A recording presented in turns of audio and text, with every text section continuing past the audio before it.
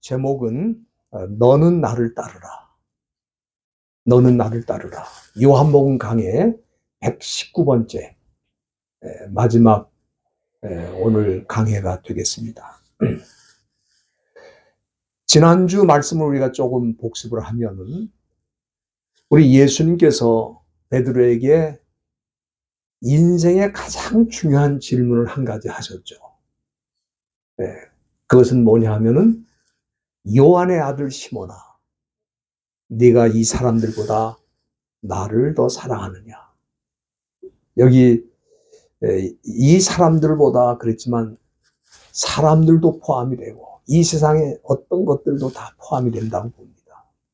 그러니까 이 사람들보다 네가 알고 있는 사람들, 네가 알고 있는 친구들, 네가 알고 있는 가족들, 그 모든 사람들보다 나를 더 사랑하느냐.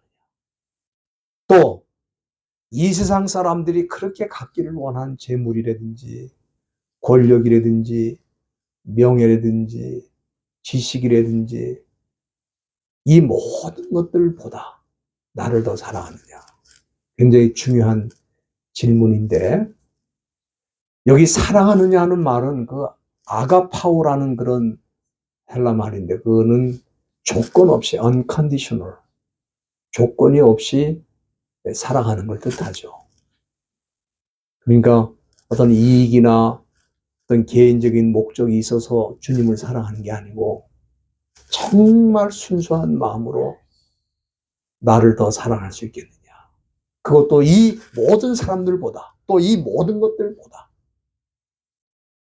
너무 중요한 질문인데 베드로는 주여 그렇습니다. 내가 주를 사랑하는 줄 주께서 아십니다. 그렇게 대답을 했습니다. 우리 예수님은 이 대답을 들으시고 두 가지 중요한 말씀을 주셨죠. 첫째는 내 양을 먹이라. 내 양을 치라. 그래서 이 베드로에게 중요한 사명을 주신 것이다. 그렇게 볼 수 있습니다. 양들을 먹이고 양들을 치는 것은 주님을 사랑하는 마음이 없이는, 주님을 그 세상의 어떤 것보다 사랑하는 마음이 없이는 불가능하다 하는 것을 우리는 여기서 생각할 수 있습니다. 두 번째는 우리 예수님께서 베드로가 순교할 것을 예고하셨습니다.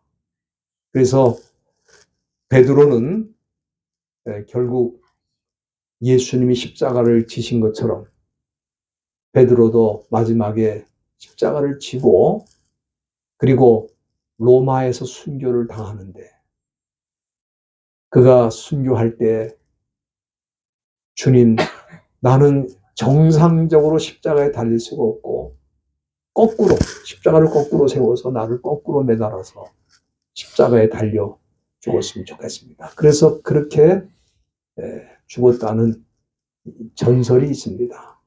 성경에 나오는 얘기는 아닌데 전설이 있어요.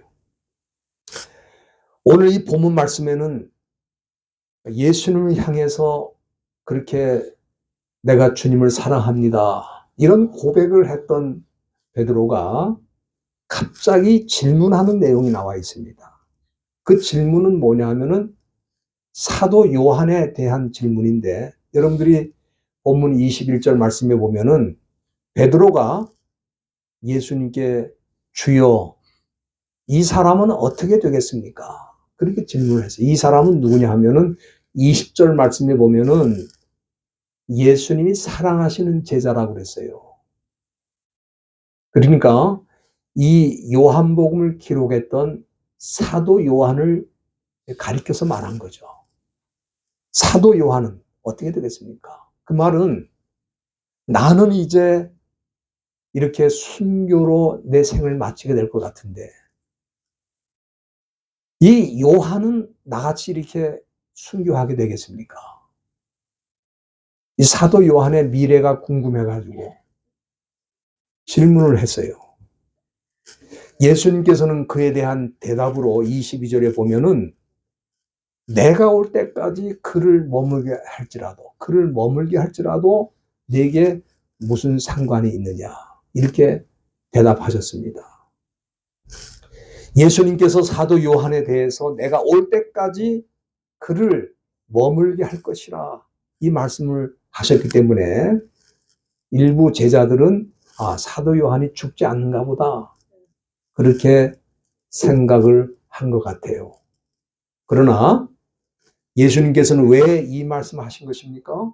23절에 보면은 그가 죽지 않겠다 그렇게 말씀하신 게 아니고 내가 올 때까지 그를 머물게 할지라도 내게 무슨 상관이 있느냐 이렇게 대답하신 것이다. 기록이 되어 있습니다.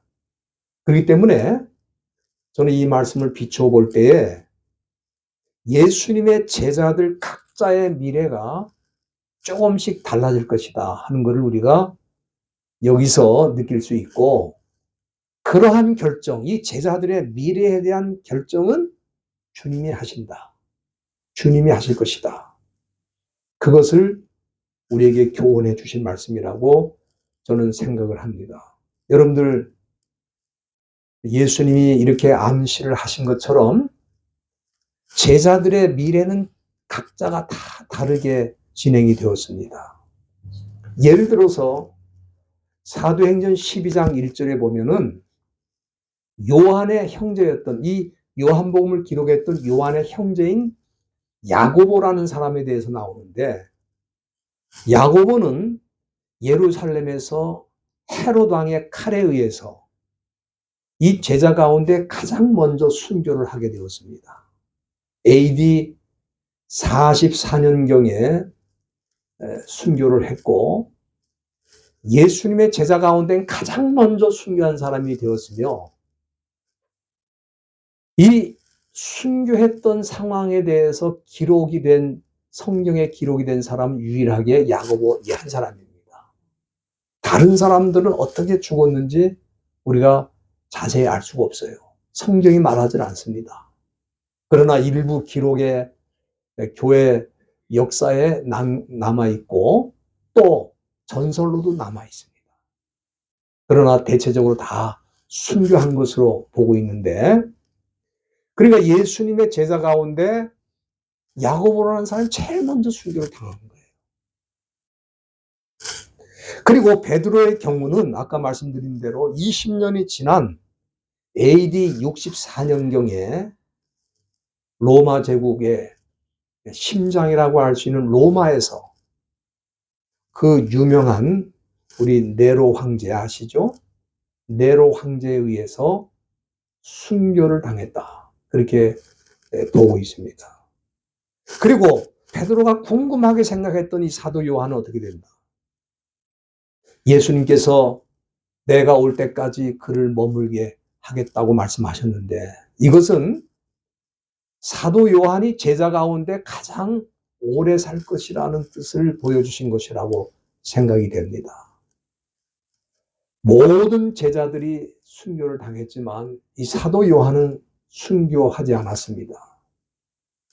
그는 AD 99년경 세상을 떠났다고 생각하는데 자연사로 그때 나이가 90이 넘었다고 생각합니다. 그러니까 비교적 장수한 사람이죠. 그는 순교를 당할 기회가 여러 번 있었어요. 하나님이 그를 보존해 주시고 반모섬에서 유배를 당하고 요한계시록, 이 성경의 마지막 책인 요한계시록을 기록을 한 다음에 반모섬에서 풀려나가지고 에베소로 가서 에베소에서 생을 마친 것으로 그렇게 보고 있습니다. 따라서 사도 요한의 형제인 야고보는 제일 먼저 순교를 당했고 그의 형제인 요한은 가장 오래 사는 사람이 된 것입니다. 그러니까 이 모든 일들이 다 예수님의 주권에 의해서 된 것이다. 예수님의 주권대로 된 것이다. 베드로는 물론 예수님께서 너는 순교하게 될 것이다 라는 말씀을 미리 암시를 주셨기 때문에 그는 언제라도 죽을 수 있다는 생각으로 살았을 것입니다. 여러분들 한번 생각해 보세요. 이 세상에서 가장 무서운 사람이 누군가? 예? 총을 든 사람입니까? 칼을 든 사람입니까? 돈을 많이 가지고 있는 사람입니까? 권력이 있는 사람입니까? 누가 가장 무서운가? 죽을 각오로 사는 사람이 제일 무서운 거예요. 죽을 각오로. 베드로는 예수님께서 그가 순교할 것이라고 말씀하셨기 때문에 그는 언제나 나는 죽을 수 있다는 생각을 가지고 맡겨주신 사명을 감당하면서 살았지 않았을까, 그렇게 생각이 됩니다. 여러분들이 사도행전 7장에 보면은 스데반이라고 하는 사람이 순교하는 장면이 나오는데, 여러분들 성경 한번 보세요. 사도행전 7장 55절에 보면은 스데반이 사람들이 돌을 들어서 그를 내리칠 때에 어떤 모습이었는가? 스데반이 성령이 충만하여 하늘을 우러러 주목하면서 하나님의 영광과 예수께서 하나님 우편에 서신 것을 보았다 그랬어요. 그러니까 이것이 바로 뭡니까? 죽으면 죽으리라, 죽을 각오를 하고 사는 사람의 모습이에요. 자신이 언젠가 순교할 것을 알기 때문에 아마 베드로도 그 미래를 전적으로 주님 손에 맡기고 순교하는 그날까지 담대한 모습으로 살았지 않았을까, 저는 그렇게 생각을 합니다. 예수님께서 이 제자들의 미래는 이처럼 주님이 그의 주권을 따라서 결정하시기 때문에 이 세상에서 제자들은 어떻게 살아야 되느냐, 주님이 모든 것을 결정하실 것이다 라는 사실을 제자들이 알고 있다면은 그 제자들은 어떤 인생을 살아야 되는가? 저는 이 요한복음 21장을 통해 두 가지 정도 생각할 수 있다고 보는데, 첫째는 예수님께서 그의 제자들에게 무엇을 요구하시는가? 이 세상의 어떤 사람들보다, 이 세상의 어떤 것보다 주님을 사랑하라 이거예요. 우리는 지난주에 살핀 것처럼 예수님이 베드로에게 네가 나를 사랑하는데 이 모든 것들보다 나를 사랑하느냐, 그 질문을 하셨잖아요. 근데 이 질문은 베드로에게만 한 게 아닙니다. 모든 제자에게 주신 질문이라고 저는 생각이 됩니다. 왜냐하면은 베드로는 제자들을 대표하는 사람으로서 들은 거예요. 그러니까 베드로에게 하신 말씀은 제자들 모두에게 하신 말씀이다. 그러니까 이 마지막 순간에 우리 주님 말씀하신 것은 뭐냐 하면은 너희들의 미래는 전적으로 내 손에 달려있다. 너희들이 그것을 믿고 인정한다면은 너희들은 이 세상 사는 동안에 그 어떤 것보다, 그 어떤 사람들보다 나를 사랑해야 된다. 이거를 요구하신 거예요. 두 번째는 예수님께서 제자들에게 요구하신 것이 뭐냐면 나를 따르라 하는 것입니다. 우리 예수님께서 베드로가 순교하실 것을 예고하시면서 19절 끝에 보면은 나를 따르라 그렇게 말씀하셨는데, 이것은 베드로가 순교하는 것도 예수님을 끝까지 따를 때 가능하다 그 말씀을 주신 거나 마찬가지입니다. 여러분들, 순교하는 것은 사람이 마음대로 결정하고 마음대로 순교하는 게 아니에요. 그들이 주님을 끝까지 따르는 가운데 주님이 허락하시면 순교의 영광스러운 순간을 맞이할 수가 있는 거예요. 오늘 이 본문 말씀에도 보면은 베드로가 사도 요한에 대해서 너무 궁금해가지고 주여 이 사람은 어떻게 되겠습니까? 그렇게 물었을 때에도 여러분들 본문 22절 한번 보세요. 끝부분에 보면은 예수님은 네가 상관할 게 아니고 내가 올 때까지 그를 머물게 할지라도 네가 상관할 게 아니고 너는 나를 따르기만 하면 된다. 그 말씀을 하신 거예요. 다시 말하면 사도 요한의 미래는 내가 결정할 거니까 네가 신경 쓸 거 없고 너는 주변에 있는 사람이 어떤 모습으로 살든지 세상이 어떻게 진행되든지 간에 나한테 집중하고 나를 따르라. 여러분들 이 많은 사람들이 주변 사람들에 대해서 너무 관심이 많아요. 저 사람은 어떻게 될까? 예? 우리가 교회를 다니면서도 그런 분들이 있어요. 같이 교회 생활하는데 저 사람 어떻게 될까? 어떻게 될까? 너무 궁금한 거예요, 그게. 여러분들, 다른 사람이 어떻게 되고, 어떻게 미래가 결정될지는 우리 소관이 아닙니다. 그건 다 주님이 하실 일이에요. 나는 주님을 따르고 있느냐? 그게 중요한 겁니다. 여러분, 마태복음 4장에 보면은 예수님께서 처음 제자들을 부르실 때도 딱 한 가지만 요구하셨어요. 마태복음 4장 19절, 마태복음 4장 19절에 보면은 제자들에게 요구하신 것이 딱 한 가지야. 그건 뭐냐면 나를 따라오너라. 나를 따라오너라. 그 한 가지만 요구하셨어요. 그러니까 우리 주님의 제자들에게 가장 중요한 거는 주님께 집중하고 포커스를 맞추고 주님을 따라가는 거. 이게 제자들의 처음이고 제자들의 마지막 순간까지. 딱 한 가지만 하면 돼. 주님을 따르는 거. 여러분 이 시대 우리 크리스천들도 마찬가지입니다. 뭐 이거 해라 저거 해라. 어떤 분들이 그래 교회 나가면 하도 하라는 게 많아가지고 너무 힘들어서 못 나가겠다는 거예요. 너무 하라는. 우리 교회는 하라는 거 아무도 없어요. 예? 우리 교회는 딱 한 가지만 하시면 돼. 주님을 따르는 거 한 가지만 하시면 돼요. 다른 거 하실 필요 없어요. 제자들이 앞으로 어떤 일을 당할지는 우리 알 수 없습니다. 아마 엄청난 박해가 찾아오게 될 것이고 그들이 제자로서 살아가는 동안에 세상은 그들을 그냥 놔두지 않을 거예요. 그러나 그들이 주님께 생명을 바칠 수 있는 길은 주님께 집중하고 주님을 따르기 때문에 가능하다 그 말이에요. 우리가 지금 살고 있는 세상도 너무 험합니다. 예? 여러분들 마태복음 14장에 보면은 예수님이 갈릴리 바다 위로 걸어오실 때에 베드로가 그걸 보고 야 나도 좀 걸어야 되겠다.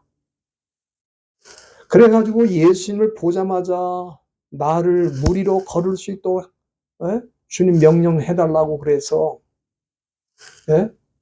베드로가 진짜 물 위로 걸어갔어요.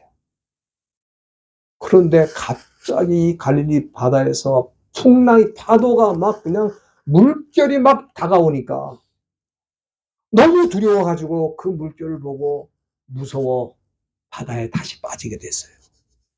그때 살려달라고 베드로가 막 외치는데 여러분들 베드로가 물에 빠진 이유가 딱 한 가지잖아요. 주님만 바라볼 때는 물 위에라도 걸어갔어요. 그러나 뭐가 찾아왔어요? 물결이 막 밀려오니까 물결을 보는 순간 주님을 향해 집중하던 그 영적 시선이 흐려지고 두려움이 찾아오고 물에 빠지게 됐다 이 말이에요. 여러분들 이 사건이 우리에게 주는 교훈이 뭡니까? 예수님의 제자는 어떤 상황에서도 주님께 집중해라 그런 얘기입니다.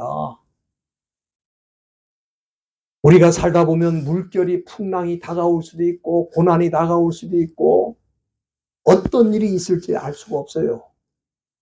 그러나 그때라도 우린 주님께 포커스를 맞추면 그 험한 풍파, 그 모든 어려움을 뚫고 나갈 수 있는 영적 에너지가 주님께로부터 오는 거예요.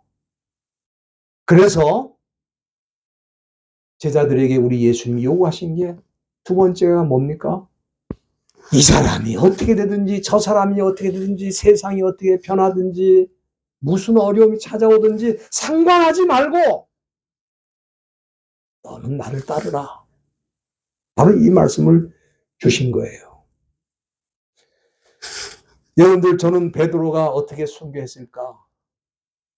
그 겁쟁이가 어떻게 끝까지 순교하는 자리까지 갔을까? 그 의심 많은 도마가 어떻게 순교하게 됐을까? 딱 한 가지예요. 주님께 집중하고 주님을 따라갈 때 순교하는 자리까지도 넉넉하게 갈 수 있었다 이 말이에요. 여러분들, 스데반도 마찬가지입니다. 스데반도 돌 던지는 사람을 쳐다보고 있으면 순교할 수 있겠어요? 사람들이 돌을 던지든 말든 스데반 하늘을 우러러 하나님의 보좌와 주님이 거기 계신 것을 바라보면서 내가 이제 주님께로 갑니다. 그러니까 영광스럽게 순교할 수 있었던 거예요. 여러분들, 이 시대에 사는 우리들도 마찬가지 아니겠습니까? 우리는 우리의 모든 미래 알 수 없어요. 어떻게 될지 알 수 없습니다. 그건 다 주님의 주권에 맡기고 그 어떤 것들보다, 그 어떤 사람들보다 주님을 사랑하는 일에 집중해야 되고, 또 아무리 어려운 일이 있고 힘든 일이 있어도 우리는 주님을 따라가면은 저와 여러분들도 승리하게 될 줄로 믿습니다. 사도 요한은 이 요한복음을 마무리하면서 두 가지를 언급했습니다. 첫째는 24절 끝에 보면은 그의 증거가 참되다 하는 겁니다. 여러분이 참이라는 말 알레테스라고 그러는데 이건 거짓이 없다는 뜻이에요. 그러니까 사도 요한이 기록한 이 요한복음 소설도 아니고 픽션도 아니고 그 사람이 무슨 만들어낸 거짓 선동도 아닙니다. 사실 그대로를 기록했다 이거예요. 그러니까 우리는 이 요한복음이 다 진리고 사실이라는 것을 인정하고 그리고 의심할 필요가 없다. 사도 요한은 이 요한복음을 기록하면서 이 요한복음을 읽을 사람이 앞으로 수없이 많을 거 아닙니까? 그 사람들에게 부탁하는 거예요. 나의 증거는 참되다. 여기에는 하나도 거짓이나 인간적인 생각이 들어가 있지 않다. 그러니까 이 요한복음을 읽을 때마다 이것이 진리라는 것을 확신하고 읽으면 좋겠다. 그 얘기를 한 거예요. 두 번째는 무슨 얘기를 합니까? 두 번째는 사도 요한은 내가 이 요한복음을 기록했지만 예수님이 행하신 모든 것을 기록한 것은 아니다.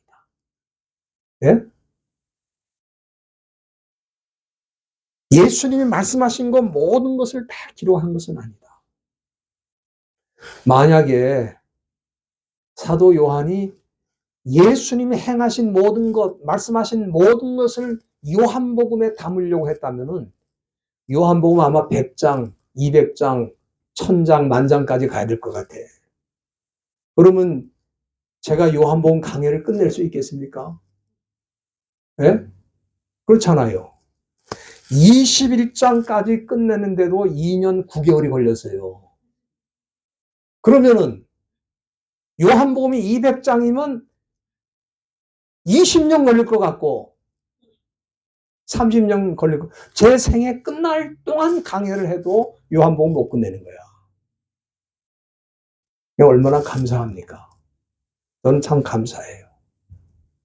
21장으로 끝낸 거 너무 감사해요. 그러나 21장이라고 해서 부족하지 않다 이 말이에요.